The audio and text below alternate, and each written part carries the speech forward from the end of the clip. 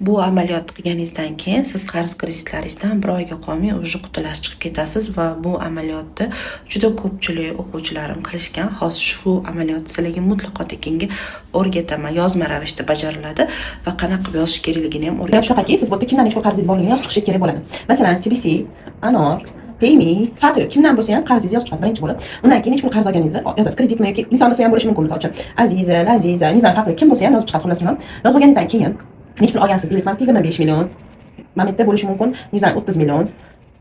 Yozaverasiz. Shuningizda nechta qarz olgan bo'lsangiz, hammasini yozasiz va eng muhim joyi bu yerda nechta qarz olganingizni yozib bo'lganingizdan keyin, mana pulni yozib chiqdingiz. Undan keyin siz buni nima uchun olganingizni yozasiz. Masalan, 25 million nimaga olgandingiz? Farqi yo'q. Hammasiga nima uchun olganingizni yozib chiqasiz. Nima uchun olganingizni yozib chiqqaningizdan keyin shu narsani olganimga roziman. Shu narsani qabul qilaman va shu narsani shu summaga olganimga roziman. O'sha paytda siz mana bu summani olganingizda xursand bo'lgansiz, chunki sizda shu summa bor edi. Hozir qarzda va to'lov olmayotganingiz sababi ham aynan shu narsa sizga yo'q qo'lingizdan ketib bo'lgan. Shunga qaytarib berishingiz kelmayapti siz.